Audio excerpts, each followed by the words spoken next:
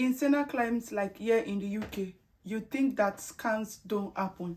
Trust me, you'll be so surprised at how much and how often people get scammed. Thief there UK, oh. Thief there UK, oh. Come with me, guys.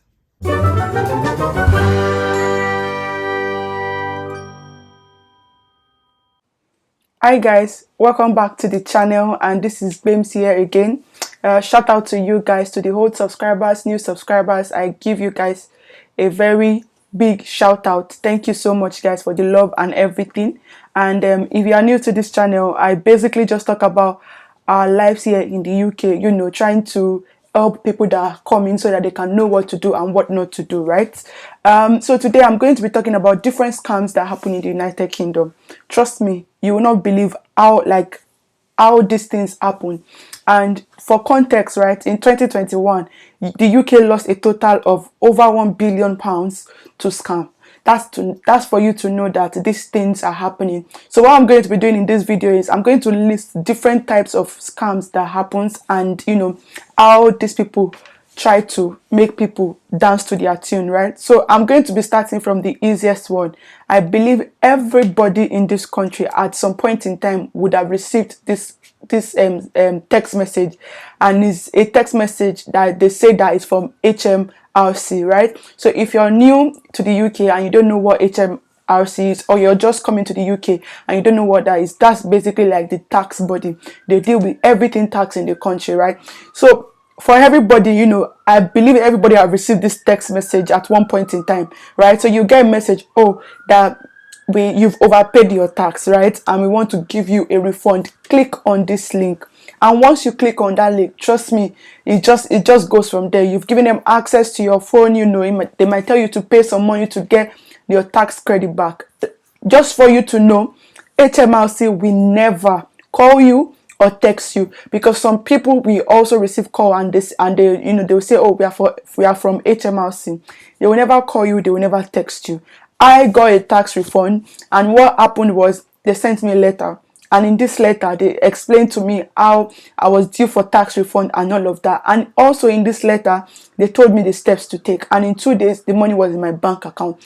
So most often, you know, HMRC will send you letter, and if they send you letter, if they don't see your reply after that first letter by applying for the money online through the link in the letter, they will then send you a check to your address, right? So it's either one of the two, but them texting you or calling you. So please, if you receive any of those that kind of text message, and if you are not sure, you can always call them. And also on the HMRC website, they have a place where you can, you know, report all these scams to them, right? Now the second one is, another thing that I've noticed is that these scammers, they move with trend. Right, they move with trend. So right now the thing trending in the United Kingdom is that there's an energy crisis, and the UK government have decided to help the citizen. So there's going to be energy credits, right, of £400. Now that's a new one that we are seeing. You know, random numbers are now sending text messages and saying that, oh, you've qualified for the energy credit, click on this link.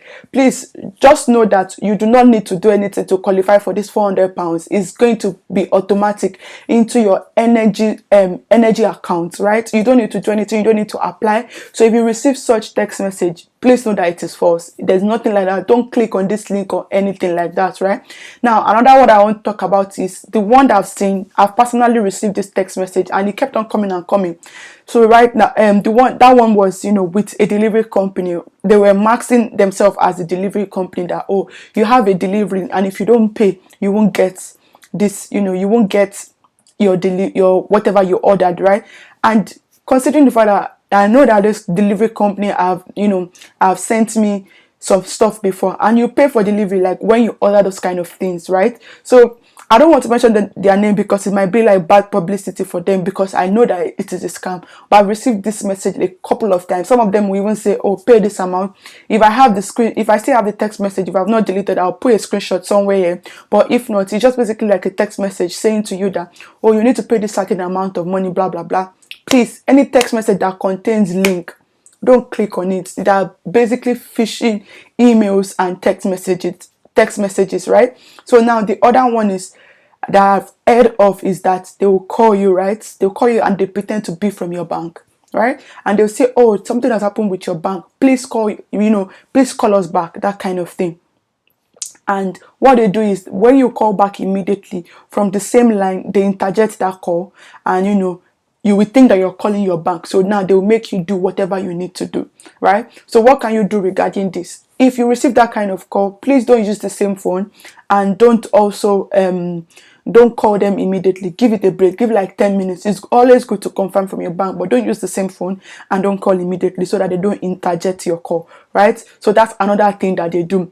Another one that is also common, the one I know that is also common, people just call randomly and they say, oh, you've been in an accident, that kind of thing. I don't even know, like, the kind of things that these people think, right?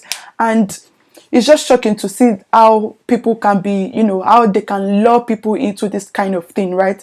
We've also seen cases whereby, people will try to pay, like, let's say now you use somebody's services and you're trying to pay the person, right? So let's say you use Shegun for a service and you're trying to pay the person, and then you say, oh, send me your account number or something like that.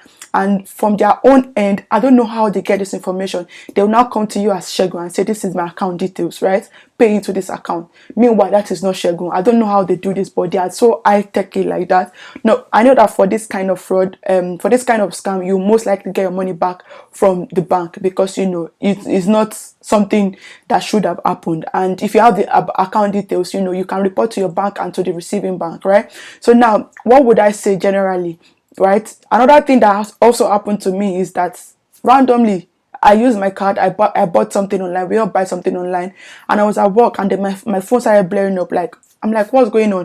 It happens to be that my bank was calling me. So somebody was trying to tap into my account. I was trying to buy something worth of like almost £400, right? So that's another problem with, buying things online and all of that. Because my friend has one told me that, there are some sites that they can buy people's card details.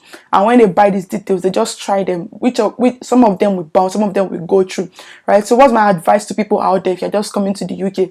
If you receive any text message that has link, if it's from known body or not, please reach out to the known body. If you don't know them, just ignore, right? If it's important, they will reach out to you one way or the other, right? If you receive phone calls that you don't know, that you don't expect, please speak to people, because that's where it starts from. You keeping quiet and going ahead, and then before you know, you're already scammed, right?